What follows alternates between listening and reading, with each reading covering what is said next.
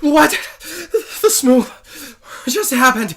How did it go from 89 degrees and 2% humidity to below zero in only a few minutes? I'm sorry, did you not see the monster snow cloud looming over Spaceship Earth, unleashing 2 feet of snow over Central Florida? Because that kind of threw me off more than the temperature drop. Fair enough. Hello. Hi? We're not trespassing or anything, are we? Oh no, please, you are most welcome. Welcome to Wandering Oaken Souvenirs, tchotchkes, and character-themed sundries. May I interest you in a Haunted Mansion-themed Star Wars playset? Oh, with Anakin, Obi-Wan, and Yoda as hitchhiking ghost figurines that glow in the dark? Does it come with a complimentary pin and lithograph? Pretty cool, yeah? Limited edition. Gentlemen, please. I love a good crossover Disney product as much as the next guy, but let's not forget why we're here. First, if we're going to survive this freak snowstorm, we're going to need some coats. I am sorry, my winter inventory is not here yet, not until November. Ah, Smoo. However, let me call my intern, yeah? Oh, CellaBellaRella! We got company! Please hustle with the quickness! She is coming. Sorry, there's like 6 boxes of these coats in the back room buried under a bunch of empty IKEA boxes. But don't worry, I organized them. Never mind. Thank you, Cella. Okay. Alright, we got coats. Now we just need to find the Frozen ride. Really? You guys are going to Frozen Ever After? Well, we would if we could find it. This freak snowstorm came out of nowhere. Now we can't even find the stupid thing. Oh, you didn't hear? This is all because of Elsa. Now that she has her own ride, she celebrates by sending down the occasional blizzard. And greatly angering the snowbirds in the process. That can't be good for Disney's attendance numbers. I can take you guys there if you want. I'm about to take my 30-minute break. I'll meet you out back. Be careful. It's a regular maelstrom out there. Maelstrom. Why does that sound familiar? Because that was a thing that used to exist, remember? Ah, yeah, like Dreamfinder, or Robin Williams as one of Peter Pan's Lost Boys, or a legit scary alien ride that wasn't based on an existing property because it was popular. In 1988, Epcot opened the Norway Pavilion. It was the second one to be added after the park opened 6 years earlier, and despite pleas to build even more, the last one, period. It also held the distinction of being the only other pavilion in World Showcase, besides Mexico, to have a ride instead of just a show. Wacky concept that. A ride in a theme park? That's impossible! Well, do remember that each ride in Epcot, both World Showcase and Future World, needed outside funding. As much as Disney wanted to have the park be lousy with rides, they're a lot more expensive than shows, and Epcot had to at least pretend to be educational. Come along, Figment. I'll show you an amazing world of ideas and creativity. Oh boy, is it the world of imagination? Haha, close. It's the world of institutional American politics. Where? Why, look, Figment. There's the Senate. They're in the process of gerrymandering the state of Florida into their own image to shut out dissenting voters and achieve divisive bipartisanship. That doesn't sound very whimsical. Ooh, and there's Congress. Their job is to obstinately block any bill the president approves of, regardless of how beneficial it may be to the American public at large. Oh, listen to them rebel on about their ideas. That's called a filibuster. I thought we were gonna see a world of color. Of course not, Figment. The only important color here is white. Hey, purple lives matter! Why, you could change that with your vivid imagination. I could? Certainly. Why, if you had a deep-pocketed donor like Monsanto or Martin Shkreli, who knows who you could buy out to fast-track your idealized notions of dragon conformity, even if it's deemed unconstitutional. You know what, Dreamfinder? I'm gonna hang out with my buddies in Wonderland. At least they admit they're crazy. But legislative branch mountain wasn't going to happen anytime soon. Instead, they built a ride called Maelstrom. It was unique, to say the least. It had little to do with actual Scandinavian culture aside from some guy with an accent, some trolls, a few polar bears, and an oil rig. Oh, and a 10-minute travelogue. It wasn't that great. I stand by that! Okay, calm down, folks. Allow me to moderate. While it had its moments, it still had flaws. A lot of flaws. It was kind of short, and the short film was really dated. The trolls, the part where the boat goes backwards, those were awesome. But Come on, everyone! You really missed the regal majesty of an oil rig and a few anorexic polar bears? I would have given it a 2.5 out of 5 at best. 3 out of 5 for me. In September of 2014, Disney announced it was indeed closing to make way for a Frozen-themed ride. So called it, dog. Balala. And, it didn't go over well. Despite Frozen's overwhelming popularity, the backlash rose to prominence pretty quickly, and everyone totally hated it before it was cool. The Black Cauldron's so much better. Pretty sure you never heard of it. Now like and subscribe to my YouTube channel about iWorks because Walt Disney was really just a pseudonym to avoid paying his taxes. Selfie! Hashtag old people don't get us. On October 5th of 2014, Maelstrom went over the falls and disappeared to where all trolls go. The YouTube comment section. But Facebook, Tumblr, and YouTube continue to rage over the loss of Maelstrom over specifically... You guys coming or what? I've got the sled hooked up and ready to go. Sorry. It's hard to keep up a flowing narrative and information all at the same time.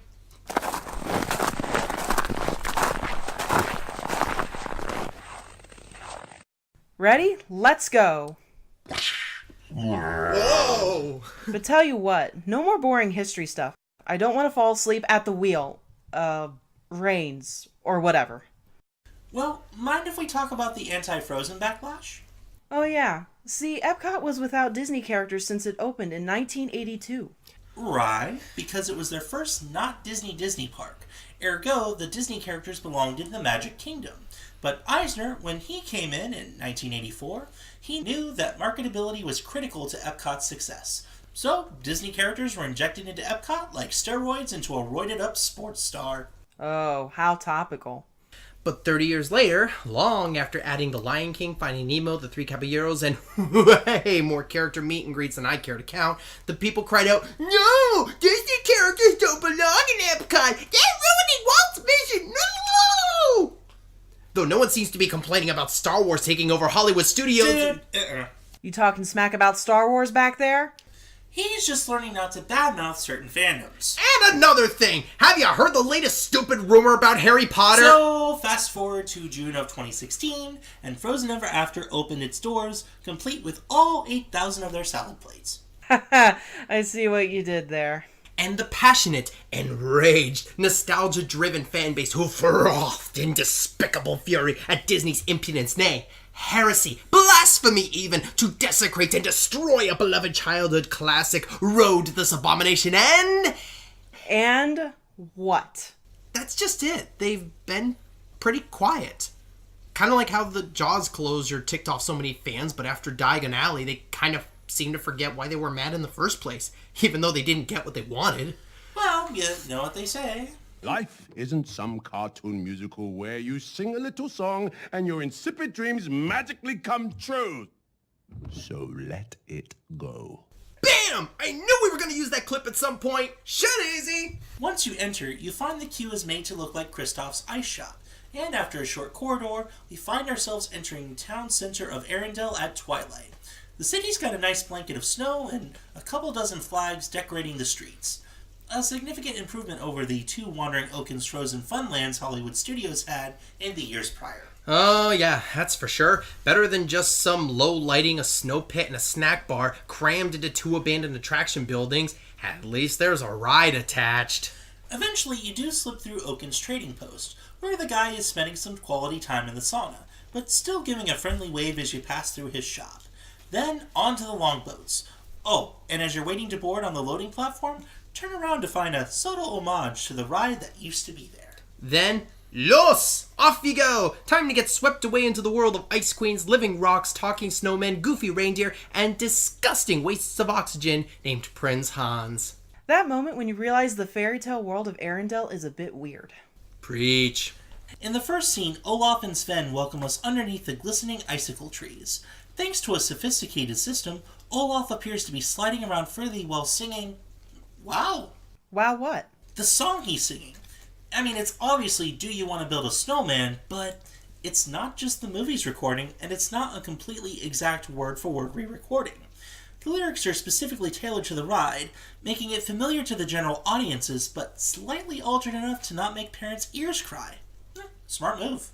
The next scene is Grandpa be surrounded by several young trolls as he gives the world's quickest recap about Anna and Elsa's love and stuff. I guess things happened. Sisters before misters, girl power, yay. Around the corner, we gradually ascend an incline, heading up to Elsa's ice palace, listening to the renowned introduction chant of the movie. At the top, a snowflake forms, and a few feet further, Olaf is skating around, excited to see us. He welcomes us to Elsa's palace, as do Anna and Kristoff, who sing for the first time in forever, but also with altered lyrics. See, it's the summer's winter festival, It's a paradox, Marty! We must avoid the paradoxes! and Elsa has opened her palace to invite all us common folk. Following in the tradition of Figment, Dumbledore, and Master Gracie of inviting us into their domains. Now all I'm imagining Elsa saying, "Welcome, foolish mortals." Oh, and don't forget Sven channeling his inner Randy from A Christmas Story, tongue on icicle. Then coast along a bit further, through some doors, and boom! Elsa herself, up on the balcony, arms swinging, singing her song. Don't you dare play that clip. Oh, I'm gonna play it. No, don't be cruel. Oh, I'm gonna do it! Think of our subscribers. I'm doing it, man! Narwhals swimming in the ocean, causing a commotion, cause they are so awesome. That doesn't have anything to do with Frozen. I told you to wait for when the joke works. I know. I just needed to get it out of my system. I thought you were going to play the Disney song that everyone finds annoying. What? It's a small world? No, let it go. Let what go? You're not too smart, are you? I don't know that one. Who sings it? Moving on, this pivotal scene is also the ride's literal pivoting scene. Since the track layout is the same one from Maelstrom, it's the same room where the trolls used to curse your boat and send you backwards. And that's exactly what happens to your boat. For some reason. Slippery ice? In any case, Elsa casts her magic, allowing the walls to stylize her famous fractal snowflake designs. It should be noted that her song is the only song that remains unchanged from the movie version. Mostly. It's just kind of abbreviated for brevity. As you careen backwards, you continue seeing Elsa's reflection over and over on the walls, like a creepy stalker type person who doesn't understand the term restraining order, singing her song all the while. Then the story reaches a cliffhanger. At least it would if it were the same ride as Maelstrom. If you've ever, at the very least visited the Norway Pavilion at Epcot, you've probably seen that opening through the fake rockwork where Maelstrom longboats look like they come close to going over the falls. Well, that fascinating piece of scenery is now walled up. Oh. And instead of a troll covered in vegetation, we get Marshmallow and the Snow Geese. Now, if you're unfamiliar with the Snow Geese, they only appeared in the short Frozen Fever. And it gets kind of gross when you remember that they only exist because Elsa sneezes. Thanks for that. Just try not to look into their literally cold, vacant eye sockets. They are always watching. And now I'm not sleeping tonight. After your boat pivots forward again, it zips down a hill and splashdown. And you arrive at the gates of Arendelle. A significant improvement over the oil rig, I think we can all agree. And the final show scene is Anna, Elsa, and Olaf singing In Summer, just outside a quaint little cottage. They thank you for coming with the ladies in their green dresses they wore in Frozen Fever. And then... that's it! The ride's done! Yay! Alright, we're here. Are you guys sure you still want to go? I mean, you just gave a pretty comprehensive detail of the ride. What? And risk an anticlimax? Perish the thought! Right. Shall we?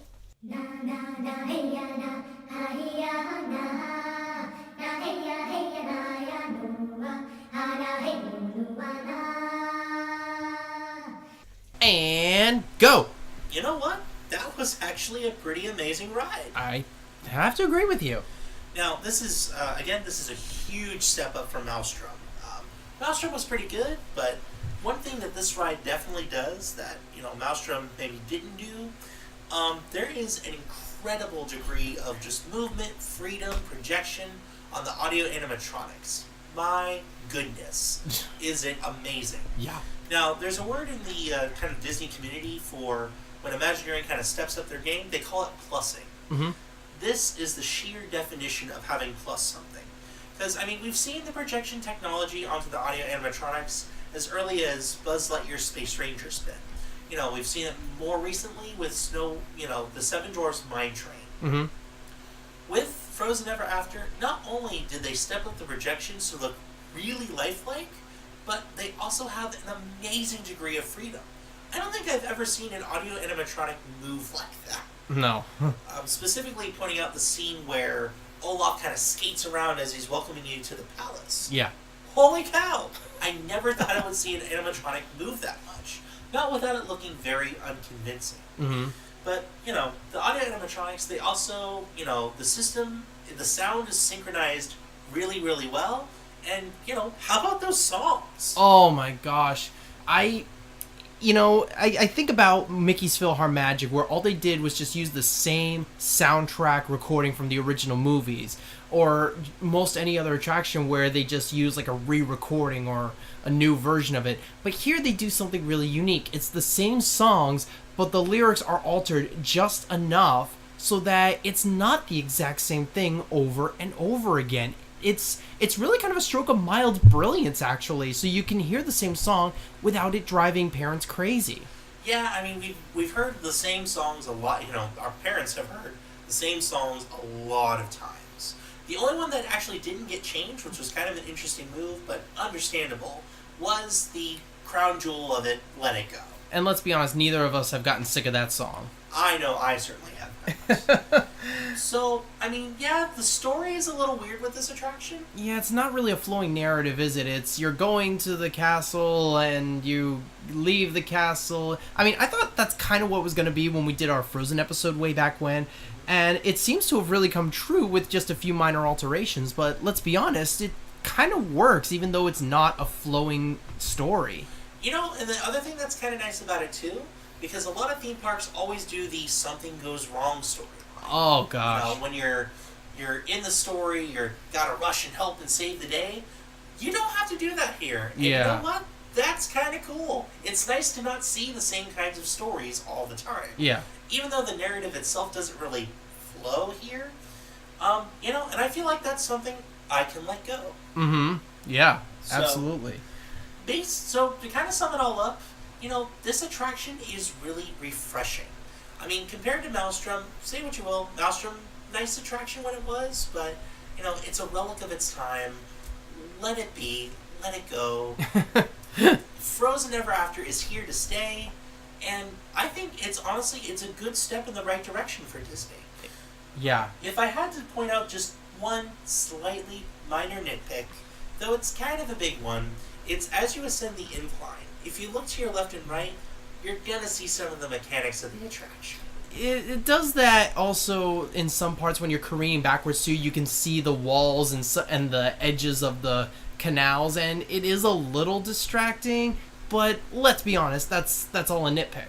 Yeah, I mean, at least in the scene where you're kind of careening backwards, you're moving quickly enough to where you may not notice it unless you're really trying to look for it. Especially since you're being distracted by the twinkling lights and Elsa's image on the walls and so much going on. Yeah, I mean, there's a lot going on there, but honestly, that's a very minor flaw. A little bit of a nitpick there.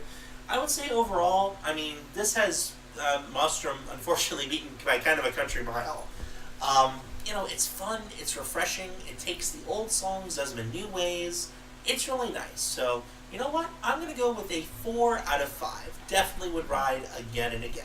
I have to agree, 4 out of 5. It's just that good. Okay, so it's a 4 out of 5 from SurferClock and a 4 out of 5 also from TAP-G. Frozen Ever After requires guests in wheelchairs and scooters to transfer into the boats. Handheld captioning and audio description are both available. And as with all Disney attractions, children must be at least 7 to go alone. Otherwise, they must ride with someone at least 14 or older. And yeah, it totally comes recommended. Say what you will about Maelstrom and how I'm such a evil, soulless, callous... Nerd? Geek? Sure. Hipster? Twit? Doofus? Dork? Thank you! But let's come to terms. Frozen Ever After is, objectively, an upgrade. The story's an upgrade. The animatronic technology is an upgrade. The queue is an upgrade. If its primary crime is being less about Norway than about Arendelle and Frozen, then is it really that much of a crime? If nothing else, just merely exposing another culture to children is hugely beneficial, right? I agree. In some small way, I'm always going to miss Maelstrom, but this ride's a pretty good replacement. I get where people are coming from, but at least we got something pretty cool in return. It truly is worthy of bearing Queen Elsa's royal crocus. Now, if Her Majesty could just, not make it all cold and snowy and windy and stuff. I'm sorry, are you voicing dissent against our queen? Huh?